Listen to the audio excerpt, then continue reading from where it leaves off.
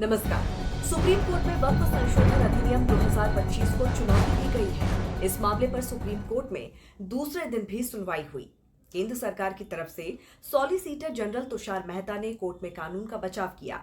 उन्होंने कहा कि इस कानून को लाने से पहले बड़े स्तर पर चर्चा और सुझाव लिए गए हैं। पहले आपको बताते हैं कि सुप्रीम कोर्ट ने वक्फ बिल पर क्या कहा। तुषार मेहता ने बताया कि इस कानून पर 97 लाख से ज्यादा लोगों से सुझाव लिए गए। देश भर में कई बैठकें हुई, 25 वक्फ बोर्डों से राय ली गई, जिनमें से कई बोर्डों ने खुद अपनी बातें रखी। राज्य सरकारों से भी सलाह ली गई। हर एक संशोधन पर गहराई से विचार हुआ। कुछ सुझाव मान लिए गए और कुछ को नहीं माना गया। इसके साथ ही उन्होंने कोर्ट को बताया कि सरकार खुद किसी संपत्ति पर मालिकाना हक तय नहीं करती। पहले ये जिम्मेदारी कलेक्टर को दी गई थी, लेकिन बाद में सुझाव आया कि ये काम किसी और अधिकारी को दिया जाए ताकि निष्पक्षता बनी रहे। इसके अलावा सरकार का पक्ष रखते हुए इस कानून का मकसद भी बताया। सरकार का कहना है कि ये कानून किसी धर्म में दखल देने के लिए नहीं, बल्कि वक्फ संपत्तियों का सही ढंग से प्रबंधन और देख रेख के लिए है। तुषार मेहता ने कहा कि अगर कोई भवन सरकारी जमीन पर बना है तो सरकार को ये जांचने का हक है कि वो जमीन किसकी है। उन्होंने बताया कि इस विषय पर 97 लाख से अधिक लोगों से सुझाव प्राप्त हुए और कई स्तरों पर मीटिंग्स आयोजित की गई, जिनमें इन संशोधनों पर विस्तार से चर्चा हुई। एसजी ने बताया कि 25 वक्फ बोर्डों से राय ली गई, जिनमें से कई ने खुद आकर अपनी बातें रखी। इसके अलावा राज्य सरकारों से भी सलाह मशविरा किया गया। तुषार मेहता ने बताया कि संशोधन के हर क्लॉज पर विस्तार से विचार विमर्श हुआ। कुछ सुझावों को स्वीकार किया गया, जबकि कुछ को नहीं माना गया। अब जानते हैं और अब आते हैं सुनवाई के दूसरे पक्ष यानी कि याचिकाकर्ताओं की आपत्तियां क्या है। वरिष्ठ वकील कपिल सिब्बल ने इस कानून को मुस्लिम समुदाय के धार्मिक और संपत्ति अधिकारों पर हमला बताया। कपिल सिब्बल ने कहा कि ये कानून बिना न्यायिक प्रक्रिया के निजी संपत्तियों को वक्फ घोषित करने की अनुमति देता है, जो संविधान के अनुच्छेद 14 यानी कि समानता का अधिकार और अनुच्छेद 300A यानी कि स्वामित्व का अधिकार का उल्लंघन करता है। वरिष्ठ अधिवक्ता कपिल सिब्बल ने कोर्ट में दलील दी है कि ये कानून मुस्लिम समुदाय के धार्मिक और संपत्ति संबंधी अधिकारों का अतिक्रमण करता है।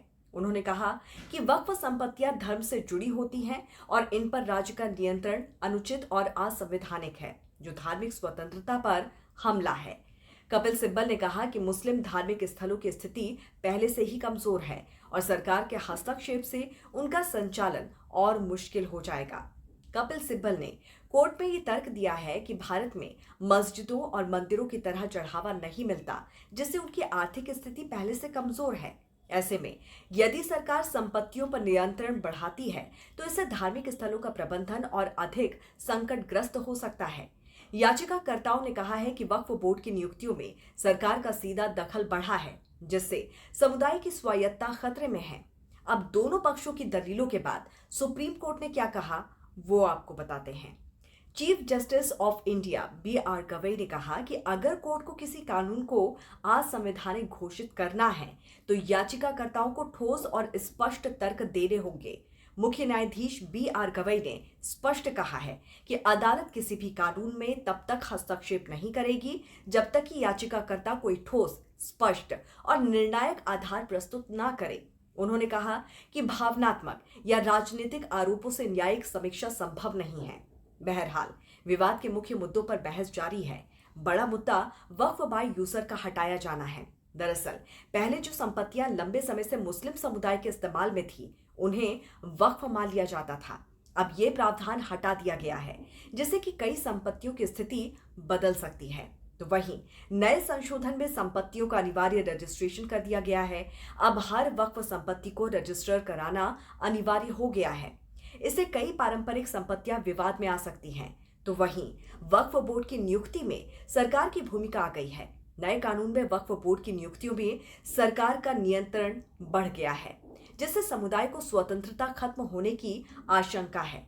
अब देश में मुस्लिम संगठनों और बुद्धिजीवियों ने इस कानून का विरोध किया है। उनका कहना है कि ये कानून मुस्लिम समुदाय को निशाना बनाता है और उनके धार्मिक, सांस्कृतिक और संपत्ति संबंधी अधिकारों को कमजोर करता है। तो इस पर आपकी क्या राय है, जरूर हमें बताइए कमेंट करके। जुड़े रहिए राष्ट्रहित टीवी के साथ। नमस्कार।